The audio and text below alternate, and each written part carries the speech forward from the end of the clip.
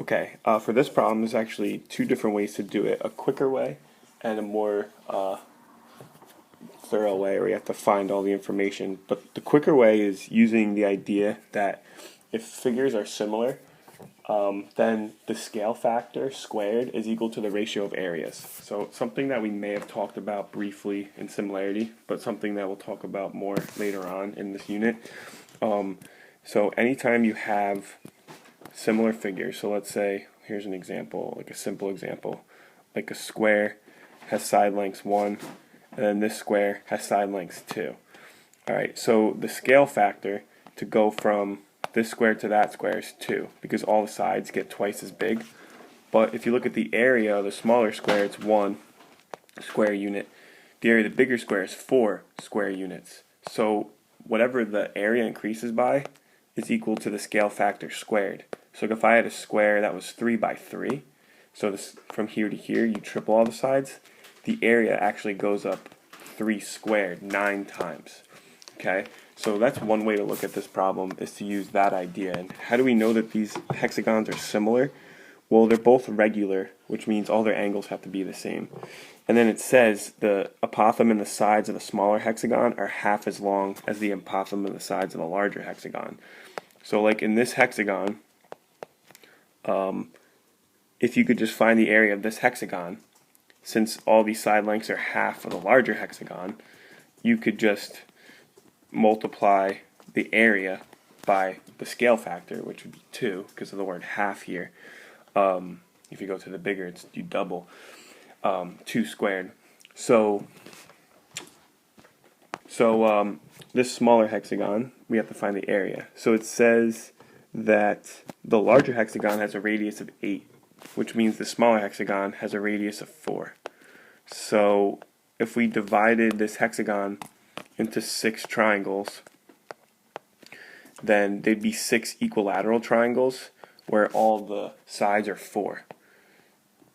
That's because we know that all 6 of these angles would add up to 360, and they're all equal. If you look at like this angle right here, so each of these angles would be 60 degrees, and then these are all radiuses, so they all have to be equal.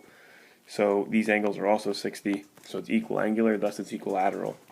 So the height is going to be 2 root 3, because if you split this side in half, it's now the side across from 30, which is half the hypotenuse, which was 4. And the long leg here would be 2 root 3, because it's always the short leg times root 3. So the area of one of these green triangles here is going to be base 4 times height 2 root 3, and then divided by 2, which is 4 root 3. But the area of the whole hexagon would be 6 root 3, would be 6 times that, because there's 6 of these triangles. So that's 24 root 3, which represents the area of this smaller hexagon. Now the larger hexagon is similar to it. All the side lengths are double it, which means the area goes up by 2 squared. So it's going to be 4 times bigger.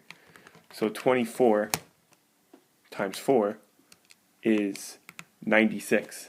So the area of this bigger hexagon, so like this whole thing, would be 96 root 3. So if we take 96 root 3 and then subtract 24 root 3, which would take away like this middle part here, alright, still leaving the shader region, then we'd be left with 72 root 3 as the area of the shader region. Now, the only other way to really do this, without using the idea that if two figures are similar, their area, so the ratio of areas is equal to the scale factor squared, would be to just find the area of this bigger hexagon directly by dividing it into triangles.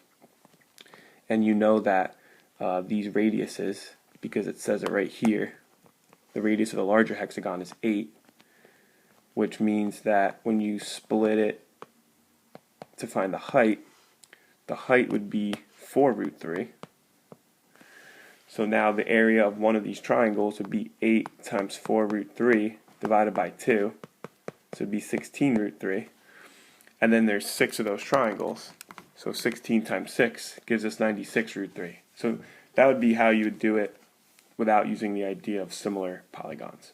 And then you still subtract the other area, and then you get the remaining part.